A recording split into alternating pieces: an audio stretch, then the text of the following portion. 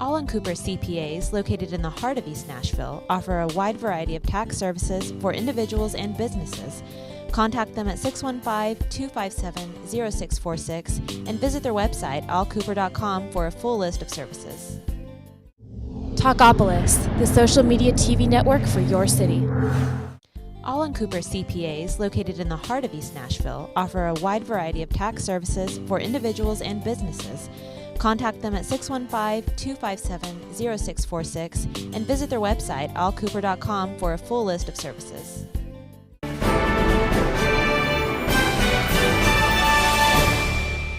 And welcome back, everybody, to Political Soup. Crom Carmichael, Joe Williams, having a big time. Crom, you get information from around the world. And I'm sure that you are aware of one city yesterday, just terrible outbreak of violence. 23 people shot, three murdered. God, was that in Baghdad? No, sir, that was in Chicago, Illinois. No. Chicago, Illinois yesterday. Chicago? Chicago. Oh, my God. Victims included a 10-year-old child who police say was apparently not the intended target. 10-year-old kid. Chicago police called it, a big outbreak after they posted so much more as far as their improvement in the crime rate. Yesterday in Chicago, 20 people wounded, 3 killed. One in front of the University of Chicago and Illinois police station. Did they get the perp, or did he get away?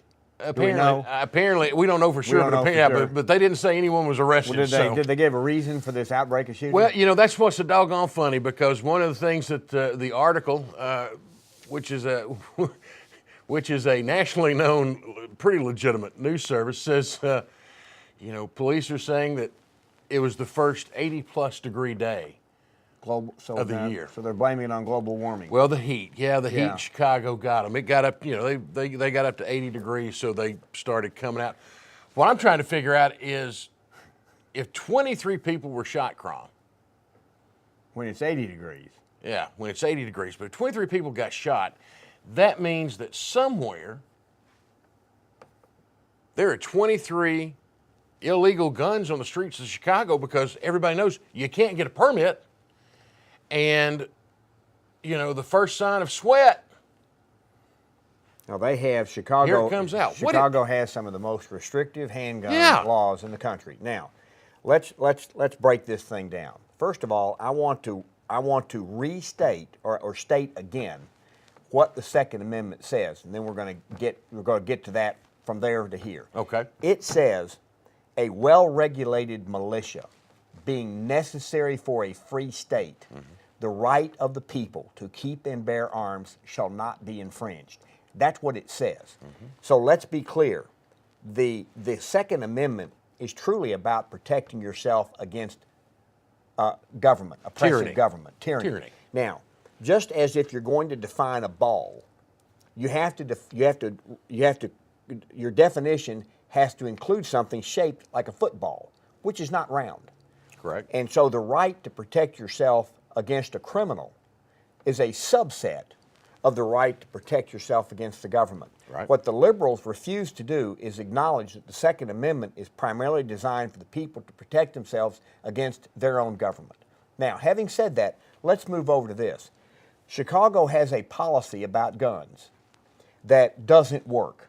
The amount of violence in Chicago, and this is tragic, but this is not news because it happens every week in Chicago. There are more people, I don't know if there are more people killed in Chicago a year than in Baghdad, which is why we kind of had a little fun with that, but the number is amazing. Now, in New York, which used to have terrible gun violence, under Giuliani, they implemented stop and frisk. And the amount of gun violence in New York has dropped, like 85, 90%. It's a safe city. The liberals say, we'll do anything to stop gun violence. No, they won't. What they're really saying is, we want to take guns away from the law-abiding citizens because they are opposing stop and frisk. Well, New York Mayor Michael Bloomberg earlier this week got in a little bit of a twist with the folks in Chicago. He took their statistics on how they had improved, and there were only 300 or 400 something murders last year. Long story short, whatever the number was. So he or someone in his group tweets out, gee, if that had been New York, you know, instead of having 280, we'd have had 1,400 and something murders.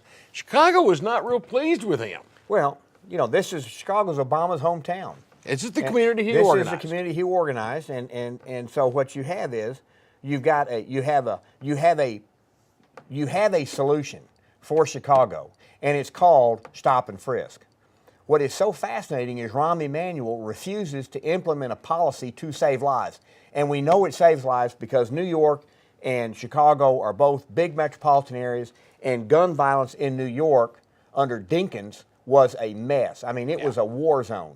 And so they implemented a policy that took gun violence down by really getting the criminals off the street, which forced the criminals to not carry their guns.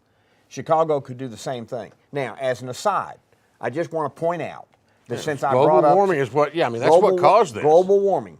Here we have, from Bloomberg, speaking of Bloomberg, from Bloomberg we have headlines, Iraq said to halt Al Jazeera's license. Now...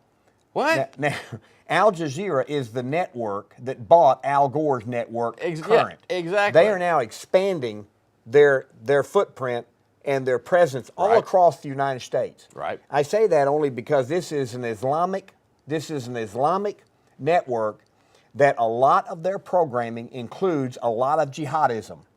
And the public, especially our mainstream media, you would think they're the three monkeys. They've got their eyes covered, they got their ears covered, and not going to say a word. But the public needs to know that even Iraq, a Muslim country, is shutting down Al Jazeera because it is inflaming the population. So, folks, get ready because Al Jazeera, we can blame Al Gore for Al Jazeera. I like that. Yeah, in the U.S. and it's gonna be profoundly bad for the country. But he discovered the internet, so and made $100 million.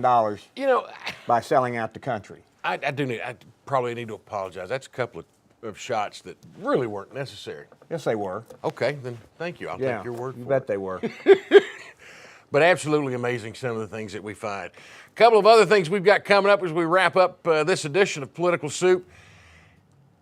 And part of them even got me kind of fired up. Nobody would believe that. Okay.